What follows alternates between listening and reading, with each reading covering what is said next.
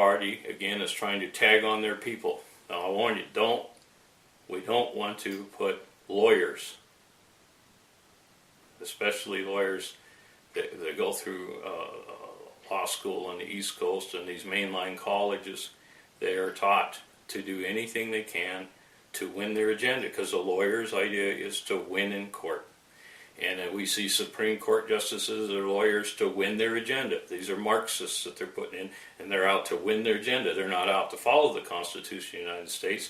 And we have Republicans that are not going to ask these direct questions, because the Republicans' hands are tied and their job is more difficult if they have to follow the Constitution. Republicans and Democrats cannot promise special interest money and special interest powers for their own gain and benefit if they follow the Constitution. They have to bend things, and they have to do this to gain. So neither party wants the Constitution in law. They want to be able to circumvent it to get their agenda across. And it's hard to be a person in public office that maintains their oath. There's hardly anybody doing it. Ron Paul does it. Sarah Palin is trying to do it. But most people will not maintain their oath. Barry Goldwater, that's one thing we need to study, ladies and gentlemen. Barry Goldwater tried to hold his oath to the Constitution. Barry Goldwater in the 60s had run for President of the United States, and then his main supporters, he was doing well, and his main supporters all got hit by IRS. And this is the time in America when corporations were on the growth. Being a corporation in the 60s was a brand new thing for a lot of people. Large farmers and businesses were become a corporation, become part of the government. You were protected and have better rights. And when this thing come about, of course, then your liability to IRS is also in this. And so what happened with Barry Goldwater was that the people got frightened, and the people that were giving him money and supporting him to run for president, when IRS hit him, they dropped him like a rock. And Barry Goldwater had lost the election. And then after the election, there wasn't enough interest to take any legal action against IRS, because his idea was to win the election, not to win the battle of finances and revenge to uphold something. And so what happened was that this was over now. Barry Goldwater is a real favorite of mine. He's a ham radio operator. I'm a ham radio operator. I seen how he had listened to other people and how he had learned about people around the world and how to relate with them as he worked in Congress.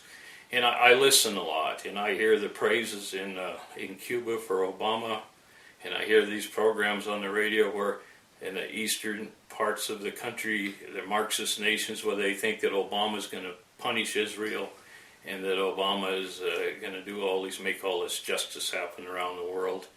And they're pro-Obama.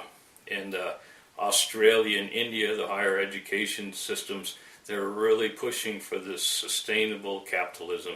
And Obama sees the immigrants, and you give them a move into America in which they become a citizen by not earning it, but by supporting him and making his agenda work. He has to have majority consensus in America to make his machine work, and this is getting really scary along the border. You'll find that the police can't enforce federal laws unless they're federal police, and we've gotten away from the Constitution of the United States. In fact, in actuality, you have to be careful with this, but a U.S. citizen may enforce the law. He may make arrests. But when you arrest somebody and detain them, you're extremely liable. You are then responsible for their safety and welfare and their constitutional rights. And they have to be turned over to a law enforcement officer, and they have to be read their rights. But as we're growing and fighting to maintain our Constitution, this is going to start coming up more and more in the public. And if people are extreme violators of the law, and federal and state laws are in turmoil, what can happen with this is we're still the holders of the law, or the people. In America, the people are the holders of the Constitution. The Constitution is not a tangible item. It is a solid law of a solid republic. And you may arrest people and give them their rights. Now in Alaska, this is not an uncommon thing. I've seen troopers I seen a person rob a gas station here a few years ago, and he was held there, and the trooper came, and the person in the gas station read his rights and made his arrest right in Fairbanks. Now, it's like all things to deal with the Constitution. When you stand out there and take your stand, you take a chance of getting hurt because society and majority consensus might not be in your favor. And so you're at risk by loss just because of the situation you're in. But brave men and women, more and more, are going to take a stand and take the risk because it's the right thing, even if they're prosecuted and hurt. You see, we're seeing a change in America. We need to see a change in our children and in our prison system. America has just become out of control, and the Marxist system, how to be defeated. Now, again, I say that if you're in public office, you need to elect somebody that's hardcore and tough, and they can spring back on their feet and politically, and they can segregate and label issues and not worry about the outside forces or the money forces or the manipulated pressure of integrity from other parties and other groups. You need to have people that are mainline and tough that'll take this stand on a borough assembly. On my second term, they had put in the service area against the people's wishes, or tried to with their consent, which was no. And in the borough assembly, I brought this into executive session.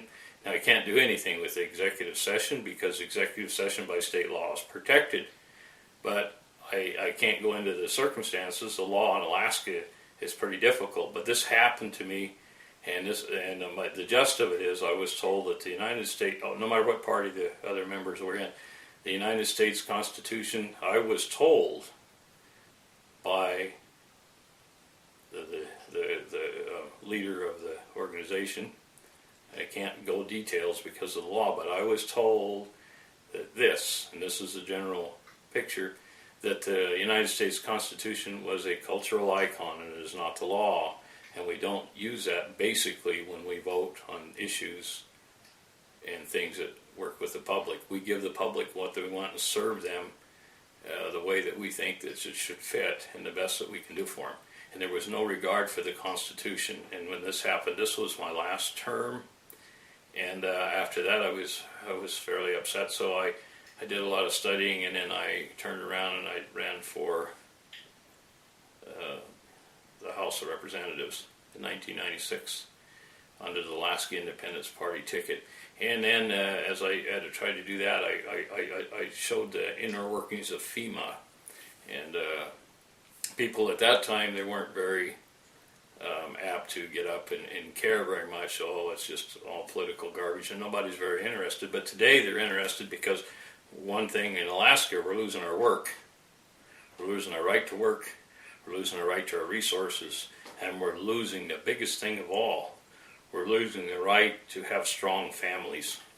Ladies and gentlemen, we need to protect the family, because the family is a basic tool that gives us in America.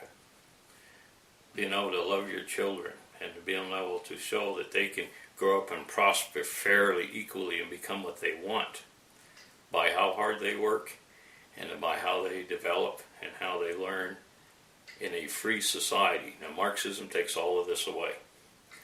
And it's really rough. And I tell you, in Vietnam, what happened was that the Chinese Communist Party, or the People's Republic Party, or however they structured it, they went all over Vietnam and they took a copy of Thomas Jefferson's Declaration of Independence and they handed it out, and they said, this is a gift from the People's Party of China, and they gave these out, and we fought hard in Vietnam. These Vietnamese people that were fighting believed that they were going to get the blessings and they were going to have what our Declaration of Independence says to us. They were fighting for this. And this is how manipulative modern politics is. And they were actually a communist nation with this document to force this against us. Now, when I went to college and I got out of the service, I made a friend that was actually a college professor, and he was a major in the war room in Vietnam. We become pretty good friends after the fact, and then he showed me that he had given up his career because the fire missions, the forward observers that sent targets in, for fire missions, for artillery, and for mostly air cover, they would never come out and hit the same targets. And he's seen that this was a fraudulent act, and he tried to do something about it, and his hands were tied. So he resigned his commission, and he got out of the military and he became a college professor. Now that's how he became my friend. And the thing of it is that we have to teach our children the dangers of Marxism and sustainable capitalism. These are real, and this is affecting us real close. Now, once they get too far over the hump and get too far into control, then the basic Constitution of the United States has no way to have any legal recourse to be able to pull it back and to straighten it back up. We're going to be stuck in a point where you have to do it yourself, and we want to avoid that at all costs. That's why I really ask you not to send a Republican in that's already been in office that are waving flags, I support the Tea Party, because if they didn't already have a conflict, or they're an attorney or a Republican before they're in office, if they have already have conflicts with the way societies work and whatever legal body they were, a political party, defending the Constitution, what makes them going to defend it after the fact? It has to come from the heart. It has to be strong people. So if these people have not already been standing in the fire and fighting, trying to defend America, what makes you think that when they're elected in office they're going to show a new leaf and run with this? Politicians are smooth lip talkers, and they can get away with anything and get the public to follow them. Look at Obama and all the votes he got. I mean, he manipulated Acorn. He had fraudulent voting booths. All these things that happened. Yet after the fact, there's no justice has arrived from what had happened because they got the man in. Now that's the way a lawyer thinks. He's a litigator. He won. He got his way in. But that's not how the Constitution of the United States works. The Constitution is simple. It's not complicated. The good book says that the simple confine the wise. Well, the Constitution of the United States is basically built on the Ten Commandments. Now in America, you don't have to have any faith in God. You don't have to be a Christian. You don't have to believe anything. You are free to believe and be what you want, as long as you don't hurt the constitutional rights of another person or get in his way. That's how the law works. But the basic foundation and the structure of the law is biblical based. It's based on rules and morality. It's based on the Second Amendment, comes from the book of Esther in the Bible. I mean, the thing of it is that nowhere in the Constitution of the United States does it say Christ or name of a religious entity or anything, because it is forbidden to do that. What it shows is the spirit of the law and how the law works. And this is what you see and how it works. Now, in Harvard, in the old days when Harvard was a fine-standing college, a Christian college, they were famous all over the world because when they read the law, they could see the spirit of the law, God's movement in the law for the best choice into how to make the laws work together. They actually called it to understand the spirit of the law at Harvard, which is inner commitment of morals, believing in God. That's what the spirit of the law in America is made to be. Now today we don't see that so much. I understand that Hillsdale College implements this, and they're strong.